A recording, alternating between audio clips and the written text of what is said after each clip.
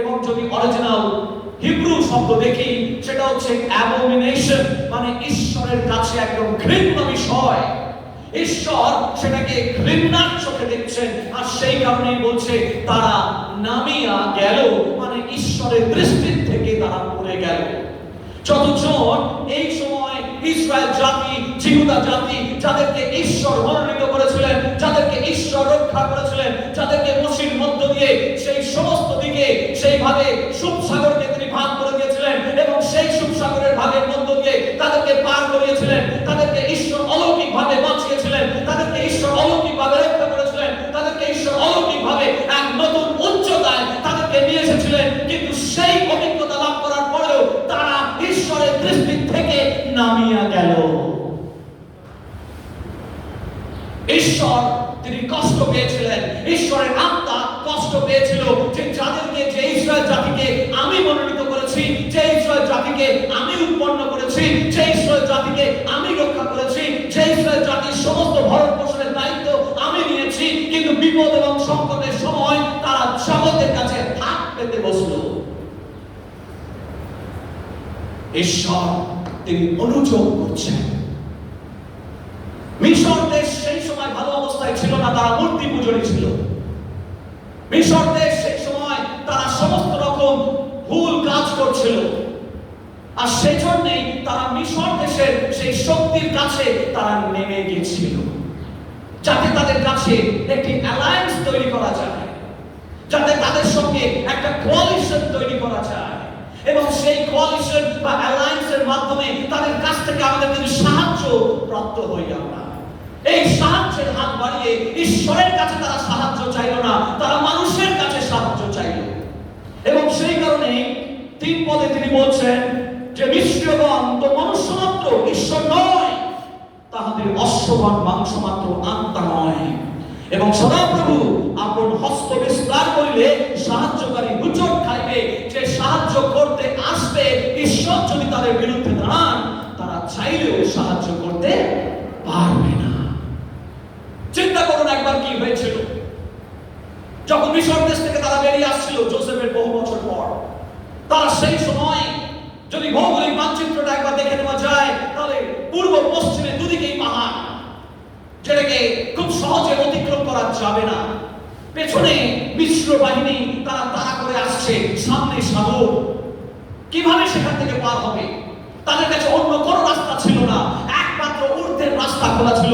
সেই দিন তারা সেই সমস্যার মধ্যে পড়েও একদিকে পাহাড়, ডান দিকে পাহাড়, বাঁ দিকে পাহাড়, পেছনে মিশ্র বাহিনী ছোট ছোট তাদেরকে মারবার জন্য আসছে, তাদেরকে ধরে নিয়ে যাওয়ার জন্য আসছে, এবং সামনে সাগর, সেই সাগর তারা পার হতে পারবে না। এই মুহূর্তে তাদের কাছে একটা রাস্তাই খোলা ছিল, ঈশ্বরের রাস্তা। আর সেই ঈশ্বরের রাস্তায় তারা ঠকে উঠেছিল, ঈশ্বরের রাস্তায় তারা আত্মরাগ করে উঠেছিল, ঈশ্বরের রাস্তায় তারা বলছিল, প্রভু আমাদেরকে বাঁচাও, আমাদের একটা রাস্তাই খোলা রয়েছে, আমাদের কোনো অন্য রাস্তা নেই। প্রভু আমাদের জীবনে তুমি একমাত্র রাস্তা, তুমি খুলে দাও। যখন তারা ঈশ্বরের উপরে নির্ভর করেছিল, ঈশ্বর তাদের অলৌকিকভাবে রাস্তা তৈরি করে দিয়েছিলেন। বলতে হবে, যতবার আপনি ঈশ্বরের কাছে খাটু গেড়ে প্রার্থনা করবেন, যতবার আমরা প্রার্থনা করব, যতবার আপাত দৃষ্টিতে মনে হচ্ছে এ রাস্তা বন্ধ, আপাত দৃষ্টিতে মনে হচ্ছে ও রাস্তা বন্ধ, আপাত দৃষ্টিতে মনে হচ্ছে মানুষ আমার পেছনে আসছে, কিন্তু মনে রাখবেন যতক্ষণ আপনি ঊর্ধ্বের দিকে তাকাবেন, রাস্তা আপনার জন্য খোলা যাবে। কোন রাস্তা ঈশ্বরের লোকেদের জন্য বন্ধ নয়। বলছেন প্রকাশক বাক্যে বলা হয়েছে, যদি তিনি রাস্তা খুলে দেন তাহলে বন্ধ করার সাধ্য কারো নেই, আর যদি তিনি রাস্তা বন্ধ করেন খোলার সাধ্য কারো নেই। ঈশ্বর, আমরা যতক্ষণ আমাদের দৃষ্টি ঈশ্বরের দিকে থাকবে ততক্ষণ আমরা ডুবে যাব না। পিতর এর দৃষ্টি সেই জলের মাঝে তিনি হেঁটেছিলেন যিশুর মতো, কারণ সেই দৃষ্টি যিশুর উপরে ছিল। আমাদের দৃষ্টি যতক্ষণ যিশুর উপরে থাকবে ততক্ষণ সমস্যার জলের মধ্যে আমরা কখনো ডুবে যাব না। বলুন আমেন। কিন্তু আপনার দৃষ্টি কি, আমার দৃষ্টি কি যিশুর দিকে আছে? যদি যিশুর দিকে থাকে তাহলে আপনি কোনোদিন সমস্যার মধ্যে ডুবে যাবেন না। 43 অধ্যায় যিশায়া পুস্তকের, একই পুস্তকে 43 অধ্যায় 3 পদে সেখানে লেখা রয়েছে, তুমি সেই সাগরের মধ্য দিয়ে যাবে, সাগরের জল তোমাকে মগ্ন করিবে না, তুমি আগুনের মধ্য দিয়ে তাকে আদেশ দেওয়া হয়েছিল আগুনের সেই কুণ্ডের মধ্যে ফেলে দিতে, আর সে তার কুণ্ডের মধ্যে পড়ে গিয়েছিল। কিন্তু ঈশ্বর ঠিক তিনজনের সঙ্গে আরো একজন ছিলেন, মনুষ্যপুত্র। ঈশ্বর আগুনের মধ্যেও তাদেরকে রক্ষা করেছিলেন। তাই আপনি কখনো কোনো অবস্থাতে আমরা সেই জগতের কাছে, সেই নিষ্ক্রিয়দের কাছে আমরা হাত পাতবো না। বলুন আমেন। ঈশ্বর এখানে বলছেন, প্রথমেই চারটি বিষয় আমরা এখান থেকে দেখব। প্রথম বিষয় হচ্ছে the danger of relying on human strength। আমরা মানুষ, আমরা অনেক সময় বিশ্বাসের সর্বস্তরে একই সময় সবসময় থাকি না। অনেক সময় আমরা দেখি যে আমাদের বিশ্বাসের লেভেল অনেক সময় কমে যায়। সমস্যার মধ্যে পড়লে আমরা ভয়ে ভীত হয়ে যাই এবং আমাদের বিশ্বাস টলমলিয়ে ওঠে, আমাদের বিশ্বাস অনেক সময় কেঁপে যায়। আর সেই সময় আমরা জগতের কাছে, মানুষের কাছে আমরা হাত পাতার চেষ্টা করি। কিন্তু এর মধ্যে একটা বিপদ রয়েছে, কারণ এখানে কিন্তু গীত সংহিতায় সেখানে বলা হচ্ছে 108-12 পদে, মনুষ্যের সাহায্য অলিক, ঈশ্বরের সাহায্য আমরা বীরের কর্ম করব। আমেন। মনুষ্যের সাহায্য অলিক মানেটা কি? অলিক মানে কি? মিথ্যা। আজ আছে কাল নেই, আজ এক কথা বলছে কাল আরেক কথা বলবে। আপনি যখন অভাবের মধ্যে পড়েছেন, আপনাকে কেউ কথা দিল যে ঠিক আছে তুমি আসো কালকে, আমি তোমাকে কিছু টাকা দিয়ে সাহায্য করব। কালকে গেলে আমি একটু ব্যস্ত আছি, পরের দিন এসো। আবার পরের দিন গেলে আমি তো এখন নেই এখানে, কলকাতা বাইরে গেছে, অথচ কলকাতা পেয়েছে। আজ আছে কাল নেই। মনুষ্যের সাহায্য অনেক। যে ব্যক্তি ভেবেছিলেন যে তার পাশে দাঁড়ানো হবে, ও দেখা গেল যখন সমস্যা এলো সে তার পাশে দাঁড়ানো। এরকম ঘুরি ঘুরি ঘটনা চোখের নিমেষে, চোখের পলকে প্রতি মুহূর্তে ঘটেছে। কিন্তু ঈশ্বরের সাহায্য চিরকাল একই থাকে, কারণ তিনি অন্তকল্য, চিরকাল তিনি এক ঈশ্বর। সেই একই ঈশ্বর তিনি বলছেন যে আমি তোমাদেরকে দিয়ে রক্ষা করতে পারি না, আমার হাত এত খাটো যে তোমাদেরকে আশীর্বাদ করতে পারি না, আমার আশীর্বাদ কি তোমাকে আমি করতে পারি না, তোমরা কেন সেই বিশ্বদের কাছে হাত বাড়িয়েছো?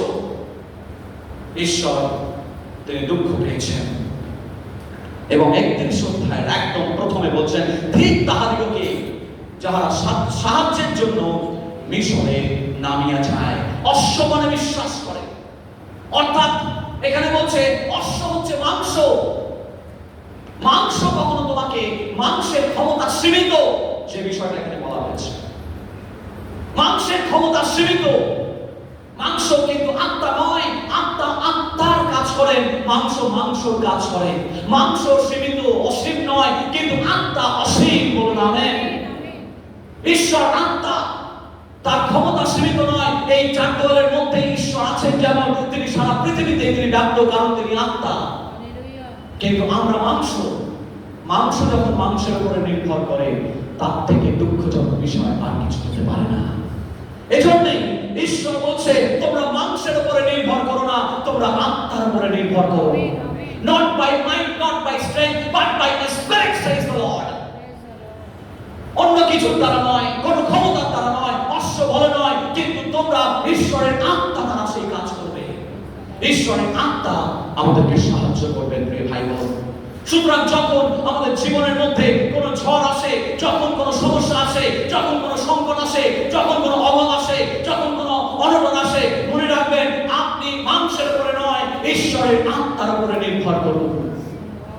কারণ আত্মা, তার ক্ষমতা অসীম, অনন্ত। আপনি জানেন না কিভাবে তিনি আপনাকে আশীর্বাদ করতে পারেন। আমরা দেখেছি পুরাতন নিয়মে যে কিভাবে জল তেষ্টা পেয়েছে, আর যখন জল নেই সেইখানে তিনি জলের একটা ফোয়ারা তৈরি করে দিলেন। আমরা দেখেছি যখন চারিদিকে জল খেতে পাচ্ছে না, মারা নামক স্থানে যাত্রা পুস্তক 15 অধ্যায়ে, সেখানে জল তারা খেতে পাচ্ছে না, সেই জল তারা তেতো, তিনি বললেন একটা কাষ্ঠ ফেলে দাও, সঙ্গে সঙ্গে সেটা প্রিয় জলে পরিণত হলো, অর্থাৎ পানীয় জলে পরিণত হয়েছিল। আপনি আজকে যদি আপনার জীবনের কোনো অংশে মনে করছেন আজকে তেতো রয়েছে, আপনি সেই জল খেতে পাচ্ছেন না, আপনার জীবনের মধ্যে সেটা অসুবিধা হচ্ছে, সেই জায়গাটা তেতো অবস্থায় রয়ে গেছে, কোন রিলেশন তেতো অবস্থায় রয়েছে, কোন সম্পর্ক তেতো অবস্থায় রয়েছে, কোন বিষয় তেতো অবস্থায় রয়েছে, যদি আপনি সেটাকে পাচ্ছেন না, ঈশ্বর বলছেন সেই জায়গাটাকে যিশুকে রাখো এবং যিশু সেই জায়গাটাকে পানীয় জলে পরিণত করবেন। কিন্তু আমাদেরকে সেই জায়গায় যিশুকে রাখতে হবে। সেখানে জাগতিক প্রিন্সিপলে বা পৃথিবীর সেই সমস্ত নিয়মগুলোকে ব্যবহার করে আমরা সেই জায়গাকে ঠিক করতে পারবো না, কারণ মানুষের অনেক সীমাবদ্ধতা আছে, কিন্তু আত্মার কোনো সীমাবদ্ধতা নেই। তাই ভয়ঙ্কর যখন আমরা সেই সমস্ত মানুষের উপরে নির্ভর করে থাকি। 2 নম্বর, এখানে এই শাস্ত্রাংশ অনুসারে যে দ্বিতীয় অন্তর্দৃষ্টি আমাদের কাছে নেমে আসছে। প্রথম অন্তর্দৃষ্টি দেখলাম যে যখন আপনি মানুষের উপরে নির্ভর করবেন সেটা ভয়ঙ্কর বিষয়। কেন ভয়ঙ্কর বিষয়? কারণ মানুষের কথা আজকে এক বলে, কালকে আরেক কথা। সিচুয়েশন পাল্টে গেল, মানুষও পাল্টে গেল। সিচুয়েশন যখন থাকবে আমি আপনার পাশে আছি, কিন্তু যখন সিচুয়েশন পাল্টে যাবে আমি নেই। কিন্তু ঈশ্বর সদা সর্বদা আপনার পাশে আছেন, বলুন আমেন। এটা আরেকটা বিষয়, God does not change। ঈশ্বর অপরিবর্তনশীল, বলুন আমেন। এবং ঈশ্বর চান আমরাও যেন তার উপরে নির্ভরশীলতার ক্ষেত্রে অপরিবর্তনশীল থাকি, বলুন আমেন। আমরাও যেন পরিস্থিতির সঙ্গে সঙ্গে পাল্টে না যাই। আমাদের কিছু কিছু ভ্যালু এবং মূল্যবোধ সেগুলো যেন আমাদের মধ্যে থাকে। দ্বিতীয় বিষয়, এই শাস্ত্রাংশ থেকে আমরা পাচ্ছি যেন আমরা ঈশ্বরের মুখাপেক্ষী হই। যখনই শিষ্যদের জীবনে মণ্ডলীর ইতিহাসে যখনই সমস্যা সংকট নেমে এসেছিল, তারা একযোগে প্রার্থনা করছিল। মণ্ডলী এক হয়ে প্রার্থনা করছিল, বিশ্বাসীগণ এক হয়ে প্রার্থনা করছিল। তাদের দৃষ্টি সবসময় ঈশ্বরের দিকে ছিল এবং তারা ঈশ্বরের মুখাপেক্ষী হয়ে থাকতো। আজকে কতজন আমরা ঈশ্বরের মুখাপেক্ষী? এইবার একটা কথা বলি, মণ্ডলীর মুখাপেক্ষী আর ঈশ্বরের মুখাপেক্ষীর মধ্যে পার্থক্য রয়েছে। যত বড় হবেন তত সূক্ষ্ম বিষয়গুলো বুঝতে শিখবেন। বড় হবেন মানে অভিজ্ঞতায় বাড়বেন। বয়স বাড়লে অভিজ্ঞতা বাড়ে না, অথরিটিতে বিশ্বাস করি না। জীবন আমাকে অনেক কিছু শিক্ষা দিয়েছে, তার মধ্যে একটা হচ্ছে বয়স হলেই যে তার অভিজ্ঞতা বাড়বে তা নয়। প্রভু যীশু যখন শিক্ষা দিচ্ছেন নিকোদিমকে, নিকোদিমের অনেক বয়স। আর যখন প্রভু যীশু শিক্ষা দিচ্ছেন তখন তার বয়স 30 ছুঁই ছুঁই।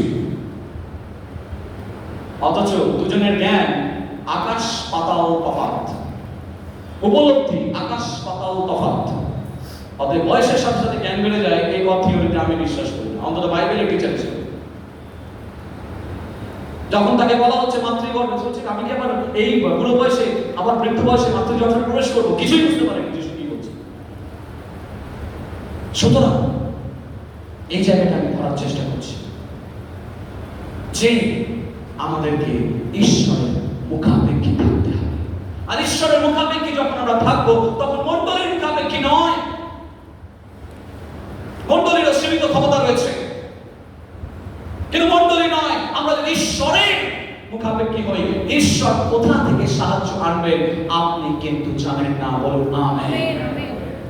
আমি আমার ব্যক্তিগত জীবনের কথা বলেছি, শেয়ার করেছি আপনাদের সাথে। আমি কোনো মানুষের কাছে মুখাপেক্ষী প্রথমত হই না। আমি সব সময় ঈশ্বরের চরণে সেটাকে রেখে প্রভু বলি, তুমি আমাকে পরিচালনা করো, তুমি আমাকে গাইড করো, এই পরিস্থিতির মধ্যে আমি কি করব। এবং ঈশ্বর তিনি কখনো আমাকে নিরাশ করেননি। তিনি যখনই আমি সমস্যার মধ্যে পড়ে আমি হাঁটু গেড়ে প্রার্থনা করি এবং প্রভুকে বলি, তোমার ইচ্ছা কি, তোমার গাইডেন্স কি, আমাকে বলে দাও। ঈশ্বর কিন্তু সেই সমস্যার সমাধান করেন। তাই আজকে আপনি ঈশ্বরের দিকে তাকাবেন, আপনি হাঁটু গেড়ে প্রার্থনা করবেন এবং প্রভুকে বলবেন, প্রভু তুমি আমাকে দিশা দাও। আমাদের জীবনে যখন প্রত্যেকটা আত্মা, প্রত্যেকটা বিশ্বাসী, প্রত্যেকটা শিষ্য শিষ্যা যখন তারা হাঁটু গেড়ে প্রার্থনা করবে এবং তারা ঈশ্বরের দিক থেকে দিক দর্শন করতে চাইবে, দেখবেন আপনার জীবনে আপনি কোনোদিন ব্যর্থ হবেন না। ঈশ্বরের সেই নিদান কখনো ব্যর্থতার জন্য নয়। তোমাদের জন্য এক উত্তম পরিকল্পনা রয়েছে, সেই পরিকল্পনা মন্দ নয়, মঙ্গলের। তিনি মঙ্গলের আকর। যতক্ষণ আপনি তার কম্পাসের নিচে থাকবেন। সমুদ্রে যে সমস্ত জাহাজগুলো যায়, আগেকার দিনে কম্পাস ব্যবহার করা হতো, এখন রাডার ব্যবহার করা হয়। আগেকার দিনে সেই কম্পাসগুলো ব্যবহার করে উত্তর দিকে জাহাজ যাচ্ছে না দক্ষিণে যাচ্ছে না পশ্চিমে যাচ্ছে না দক্ষিণ পশ্চিমে যাচ্ছে সেটা নির্ধারণ করা হতো কম্পাস দিয়ে। এখন তো জিপিএস হয়ে গেছে। এখন জিপিএস এর মাধ্যমে রাডারও এখন চলছে না, এখন জিপিএস স্যাটেলাইট পিকচার্স এর মাধ্যমে আমাদের কাছে জিপিএস চলে যাচ্ছে, অলি গলি সব রাস্তা দেখিয়ে দিচ্ছে। ঠিক তেমনি সমুদ্রের মাঝেও দেখিয়ে দেওয়া হচ্ছে। প্রভু যিশু হচ্ছেন সেই স্যাটেলাইট, সেই জিপিএস এর মাধ্যমে। পবিত্র আত্মা সেই জিপিএস, প্রভু যিশু হচ্ছেন সেই স্যাটেলাইট। স্যাটেলাইটের মাধ্যম দিয়ে তিনি পবিত্র আত্মার মধ্য দিয়ে আমাদের কাছে তিনি বলে দিচ্ছেন কোন পথে যেতে হবে, কোন পথে আপনাকে যেতে হবে। হয়তো সরু গলি রয়েছে, আপনি ভাবছেন এই সরু গলিতে আমি কি করে যাব, এই সরু গলি হচ্ছে খুব ছোট ছোট গলি। আমি অনেক সময় বলে থাকি গলির কথা মনে পড়ে গেলে আমাদের শিয়ালদহ অঞ্চলে সব গলিগুলোর কথা মনে পড়ে। বিভিন্ন গলি আছে, তো সেখানে একটা চিংড়ি গলি বলে একটা গলি আছে। ছোটবেলা আমরা লুকোচুরি খেলতে আছি, এক গলি দিয়ে ঢুকলে মধ্যখানে রেখে দিলে আমি গ্যারান্টি আপনাদের যদি আমি গলির মধ্যে ছেড়ে দিই আপনি রাস্তা খুঁজে পাবেন না। একটা রাস্তা বেরিয়ে গেছে মুচিপাড়া থানা দিয়ে, আর একটা রাস্তা বেরিয়ে গেছে বউবাজার দিয়ে। ওই অঞ্চলে যদি কেউ থাকে সেটা আমি শুধু মধ্যখানে আপনাকে ছেড়ে দেবো, সেই গলির মধ্যখানে আপনি খুঁজে পাবেন, রাস্তায় খুঁজে পাবেন। আমরা অনেক সময় আমাদের জীবনের দিকে যখন আমরা তাকাই দেখি যে এরকম ছোট ছোট গলি, আমি বুঝতে পারছি না, কনফিউজ হয়ে যাচ্ছি, কোন গলি দিয়ে যাব, এই গলি দিয়ে যাব না এই গলি দিয়ে যাব, এই রাস্তা দিয়ে যাব না ওই রাস্তা দিয়ে যাব, ওই দিকে যাব না কোন দিকে আমি দিশেহারা। তখন ঈশ্বর তার জিপিএস কে পবিত্র আত্মার মাধ্যম দিয়ে আপনার জীবনে পাঠাবে এবং আপনাকে বলে দেবেন এই গলি দিয়ে যাও। দেখবেন এই গলি দিয়ে যাওয়ার সঙ্গে সঙ্গে আপনি মেন রাস্তা পেয়ে গেছেন। তিনি আপনাকে কনফিউজ করার জন্য ডাকেননি, কিন্তু আপনার চোখ তার দিকে থাকতে হবে, আপনি তার দিকে মুখ তাকিয়ে থাকতে হবে এবং ঈশ্বর আপনার জীবনকে আশীর্বাদ করবে। 3 নম্বর, এই শাস্ত্রাংশ থেকে যে তৃতীয় অন্তর্দৃষ্টি উঠে আসছে সেটা হচ্ছে ঈশ্বরের প্রজ্ঞা এবং তার শক্তি। দেখুন 2 পদে কি বলছে, তিনি অমঙ্গল ঘটাইবেন, আপন বাক্য অন্যথা করিবেন না। তিনি দুরাচারদের কুলের বিরুদ্ধে, অধর্মচারদের সহায়গণের বিরুদ্ধে হবেন। এই প্রেক্ষাপট যদি আমরা দেখি তাহলে দেখতে পাবো এই সময় জিহুদার রাজা কে ছিলেন? হেজেকিয়া। হেজেকিয়া ছিলেন। হেজেকিয়াকে কিছু লোক পরামর্শ দিচ্ছিল, এরকম পরামর্শ দেওয়ার অনেক লোক থাকে, খেয়াল রাখবেন তাদের পরামর্শ আপনি দিচ্ছেন, বি কেয়ারফুল। জীবনযাপন যদি ঠিক না থাকে তাদের পরামর্শ যদি আপনি নেন আপনি বিপদগামী হতে পারেন। এই জন্য সবার কথা আমি শুনি কিন্তু সবার পরামর্শ আমি নিই না। পরামর্শ নেওয়ার আগে আমি তার জীবন 50 বার যাচাই করি, একবার নয় 50 বার।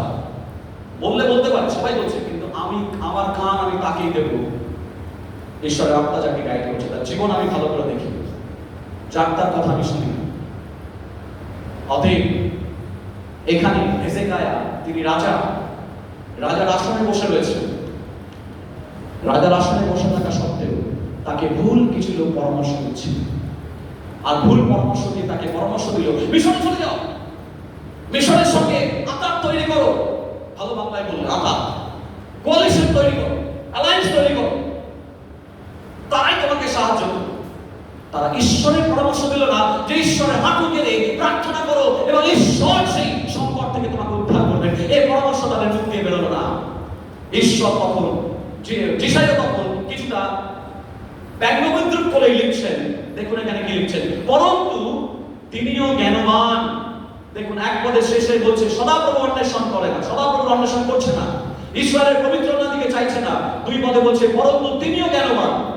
একটু টিপ্পনি কেটে লিখলেন যিশাইয়া, তিনিও জ্ঞানবান, তিনি অমঙ্গল ঘটাইবেন, আপন বাক্য অন্যথা করিবেন না। তিনি দুরাচারদের কুলের বিরুদ্ধে, অধর্মচারীদের সহায়গণের বিরুদ্ধে উঠিবেন। এই কথার মধ্যে তিনি বলতে চাইলেন যারা তোমাকে পরামর্শ দিচ্ছে, কাকে পরামর্শ দিচ্ছে? হেজেকিয়া যিনি রাজা তাকে পরামর্শ দিচ্ছে আর ভুল পরামর্শ দিচ্ছে, এবং সেই ভুল পরামর্শে ঈশ্বর বলছেন ঈশ্বর তো জ্ঞানবান। ওরা নিজেদেরকে জ্ঞানবান মনে করে, তার থেকে অনেক জ্ঞানবান ঈশ্বর, এবং এই ভুল পরামর্শ দেওয়ার জন্য তাদেরকে সাজা পেতে হবে। ঈশ্বরগণ মনুষ্য মাত্র ঈশ্বর নয়, তাহলে মৎস্যগণ মাংস মাত্র আত্মা নয়। তিনি বলছেন সেই কারণে ঈশ্বরের জ্ঞান অনেক বেশি, ঈশ্বরের শক্তি অনেক বেশি। সেই কারণেই আমি বললাম যে সেখানে লেখা রয়েছে বিচ্ছন্নতা তার 108-12 পদে, মনুষ্যের সাহায্য অলিক, ঈশ্বরের সাহায্যে আমরা বীরের কর্ম করব। সেই কারণে, কারণ তার শক্তি অনেক বেশি। 4 নম্বর অন্তর্দৃষ্টি, ঈশ্বর বিচার আনেন। God's judgment on wickedness। এখানে যারা যারা পরামর্শদাতা ছিল, সেই পরামর্শদাতারা তাকে ভুল পথে পরিচালনা করছিল, রাজাকে ভুল থেকে পরামর্শ দিচ্ছিল, এবং সেই কারণেই তিনি 3 পদের শেষে বলছেন সেই অধর্মচারীদের সহায়গানের বিরুদ্ধে উঠিবেন। সদাপ্রভু আপন হস্ত বিস্তার করিলে সাহায্যকারী উচট খাইবে। এই সাহায্যকারী কারা? যারা পরামর্শদাতা, যারা ভুল পরামর্শ দিচ্ছিল হেজেকিয়াকে, যারা তাকে ভুল পথে পরিচালনা করছিল, তাদের উদ্দেশ্যে তিনি বলছেন যে আমি তাদেরকে ছাড়বো না, কারণ তারা রাজাকে ভুল পরামর্শ দিচ্ছে, সদাপ্রভুর দিকে পরিচালনা না করে তাদেরকে জগতের দিকে পরিচালনা করছে।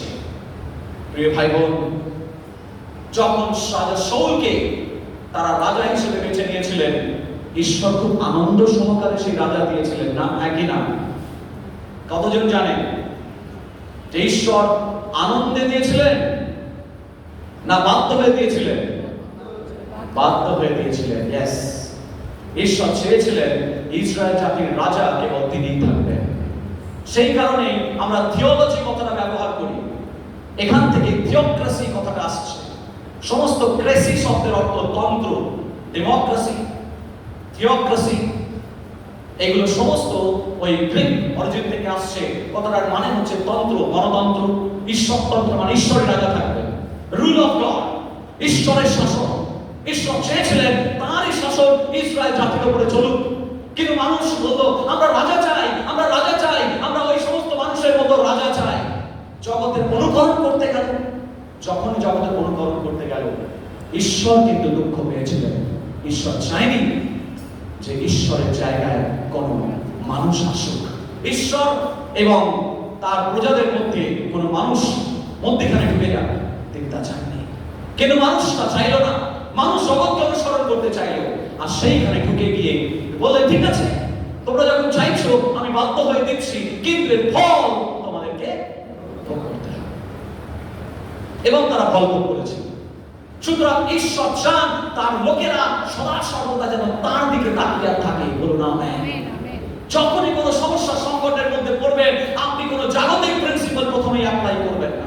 আপনি প্রথমে প্রার্থনা করুন।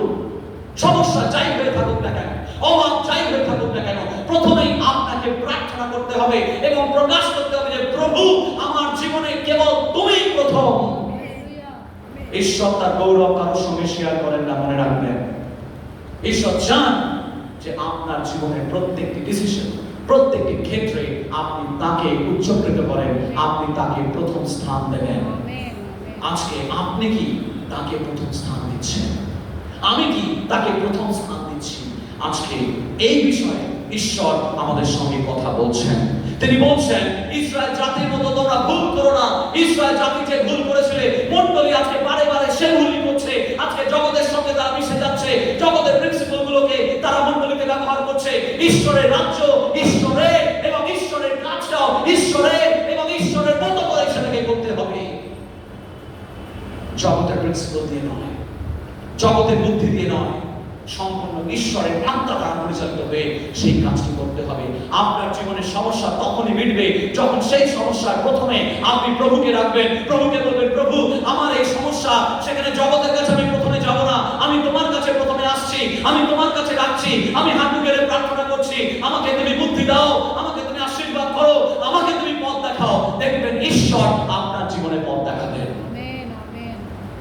তার সঙ্গে সঙ্গে কথা প্রসঙ্গে উল্লেখযোগ্য এটাও আপনাকে বলে দিই, অনেকে দেখবেন বিভিন্ন সমস্যায় পড়লে একবার এ মণ্ডলী, একবার সে মণ্ডলী, একবার ওই মণ্ডলী, বিভিন্ন মণ্ডলীতে ঘুরে বেড়ান। যে মণ্ডলীতে যান ঈশ্বর কিন্তু একই। ঈশ্বর চান যে আপনি এক জায়গায় স্থির থাকুন। আপনি যখন এ মণ্ডলী সে মণ্ডলী ঘুরে বেড়াচ্ছেন, মনে রাখবেন আপনি জীবনে অস্থির। অস্থির লোক সমৃদ্ধি লাভ করতে পারে না। শান্তি এবং সমৃদ্ধি দুটো পাশাপাশি ভাই বোন বলে মনে করলে বা দুই বোন বলে মনে করলে, শান্তি থাকলে তবেই দেখবেন সমৃদ্ধি আসে। এবং ইংরেজিতে এক, পিস এবং প্রসপারিটি। পিস যদি থাকে তবেই প্রসপারিটি আসে, শান্তি যদি থাকে তবে সমৃদ্ধি আসে। আমরা কি অস্থির? আজকে অস্থির না হয়। ইসরায়েল জাতি অস্থির হয়ে গিয়ে, ভয় পেয়ে অস্থির হয়ে মিশর দেশে চলে গেছিল, স্থান পরিবর্তন করেছে। ঈশ্বরকে যদি আপনি ধরে রাখেন, ঈশ্বর আপনাকে ধরে রাখবেন। যখন ঈশ্বরকে আপনি ধরে রাখবেন, ঈশ্বর আপনাকে ধরে রাখবেন। আপনাকে স্থান পরিবর্তন করার দরকার নেই, যেখানে আছেন ওখানে থাকবেন। ওখান থেকে ঈশ্বর আপনাকে ব্যবহার করবেন এবং বৃদ্ধি দান করবেন। আমি বলেছিলাম একটা গাছের কথা, মূল যদি এক জায়গায় থাকে, মাটির সঙ্গে কানেক্টেড থাকে, টবের সঙ্গে যদি উপরে না থাকে, তাহলে টব দেখবেন একবার টবটাকে নিয়ে ওখানে রাখছি, আবার টবটাকে নিয়ে ওখানে রাখছি, আবার টবটাকে নিয়ে বাইরে রাখছি। তার মানে টবের সাথে, শিকড়ের সাথে, মূলের সাথে মাটির কানেকশন এখনো হয়নি। যেদিন মাটির সঙ্গে কানেকশন হয়ে যাবে, ও টব এক জায়গা থেকে আরেক জায়গায় যেতে পারবে না, ও এক জায়গাতেই থাকবে। আপনি কি ভ্রমণ করছেন দোস্ত? কারণ আপনি অস্থির, আপনার সঙ্গে মাটির এখনো কানেকশন হয়নি। সেই মাটি হচ্ছে ঈশ্বর। যখন আপনার মাটির সঙ্গে জীবনের কানেকশন হয়ে যাবে, দেখবেন আপনি এক জায়গাতে রয়ে গেছেন। আসুন আমরা প্রভুর কাছে এই কান্না করি, প্রভুর কাছে এই প্রার্থনা করি। আমরা সকলে চোখ বন্ধ করি, মাথা নত করি।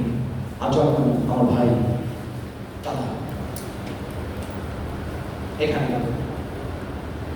কিবোর্ড বাজাবে, তখন আমরা ওই গানটি করব। ছুঁয়ে নাও, কোথায় গেল? Sukanya, please Mitali and Kashnan Babu, all of you come.